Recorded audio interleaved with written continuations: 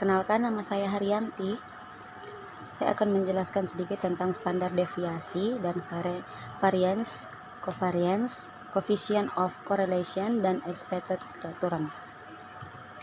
Nah, di sini saya akan mulai definisi standar deviasi. Standar deviasi adalah suatu estimasi probabilitas perbedaan return nyata dari return yang diharapkan. Adapun return menurut R.J. Sok, standar deviation adalah ukuran tingkat variasi nilai probabilitas individual dari rata distribusi. Di sisi lain, Ridwan dan Akdon mengatakan standar deviation adalah suatu nilai yang menunjukkan tingkat variasi kelompok atau ukuran standar penyimpangan dari ratanya. Definisi variance. Variance adalah kuadrat dari simpangan baku. Fungsinya untuk mengetahui tingkat penyebaran atau variasi data. Yang ketiga ada definisi covariance.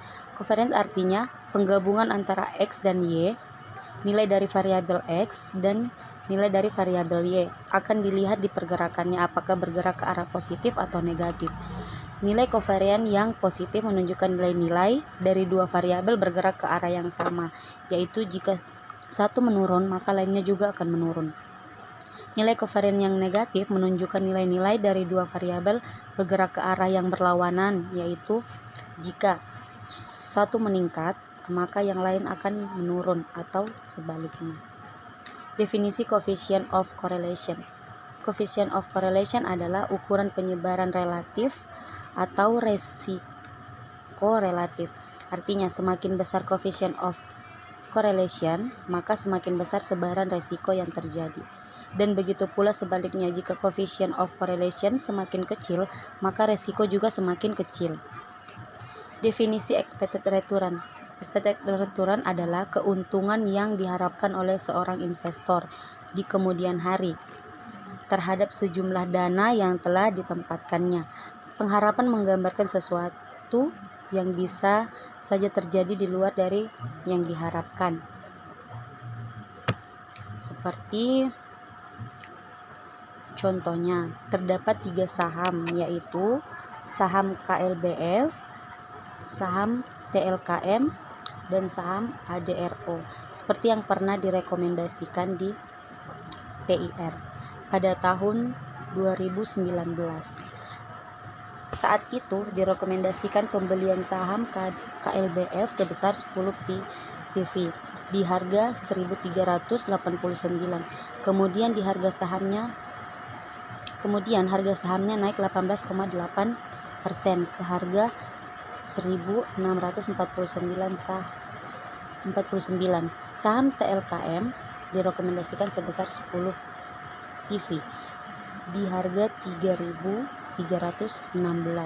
Kemudian naik di 27% ke harga 4.197. Dan saham ADRO direkomendasikan 5 PV di harga 1.576. Kemudian floating loss sebesar minus 13,4% menjadi harga 1.348.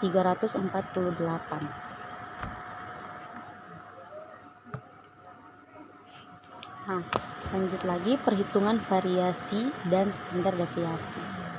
Dalam pendekatan matematis untuk menghitung variance dan standar deviasi dapat dipergunakan rumus sebagai berikut.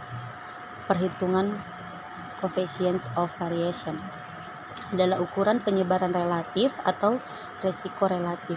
Contohnya, perhitungan dengan mempergunakan coefficient of variation pada 2 usulan proyek. Nah, seperti proyek A dan B. Ada pula keuntungan yang diharapkan untuk proyek A 460 US dollar dan standar deviasinya 321,0. Untuk proyek B, keuntungan yang diharapkan 470 US dollar dan standar deviasinya 440,02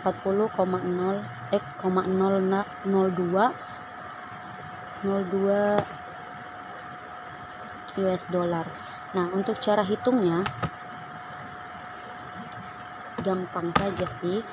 Cara hitungnya itu, untuk cara hitung proyek A, standar deviasinya 321,0 itu dibagi dengan keuntungan yang diharapkan. Keuntungan yang diharapkan di proyek A 460 US dollar. Untuk totalnya yaitu 0,6978. Untuk proyek B, standar deviasinya 440,02 dibagi dengan keuntungan yang diharapkan 470 US dollar.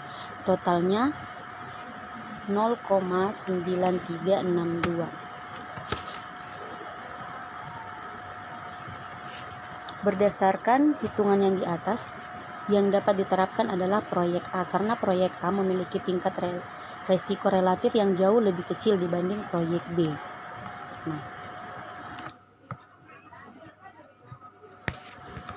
Terus lanjut lagi perhitungan expected return dan coefficient of variation.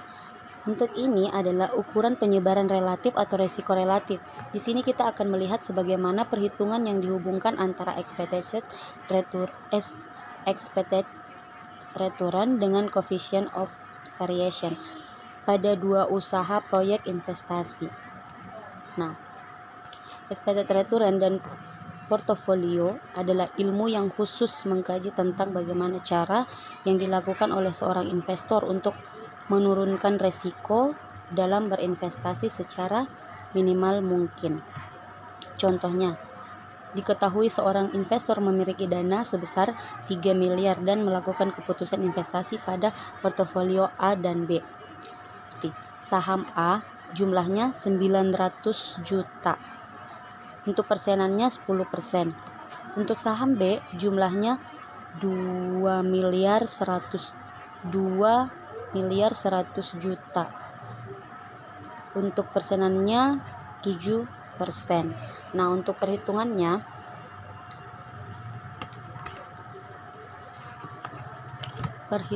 sendiri itu dengan cara jumlah saham A dikali dengan persenan dan ditambah dengan persenan A ditambah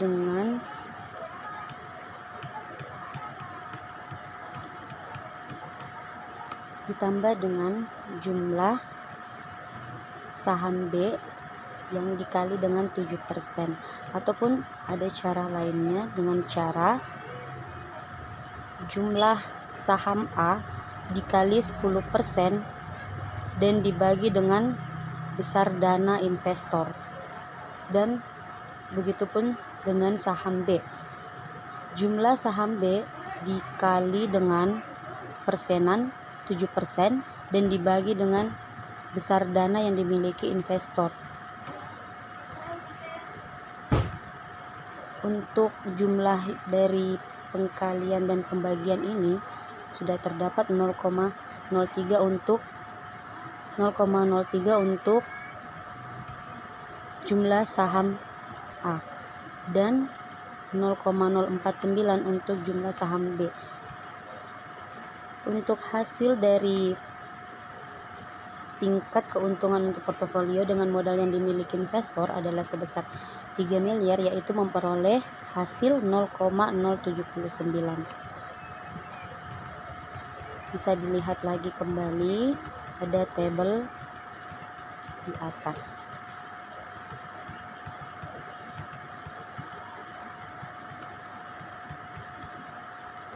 Saya ulang lagi cara untuk mengetahui, yaitu jumlah dari saham A dikali dengan persenan dan dibagi dengan dana yang dimiliki oleh investor. Begitupun dengan saham B. Saham B, jumlah saham B dikali dengan persenan 7% dan dibagi dengan dana yang dimiliki oleh investor.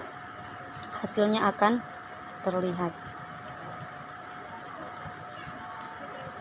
Sekian dari saya, mungkin itu saja yang bisa saya sampaikan. Terima kasih.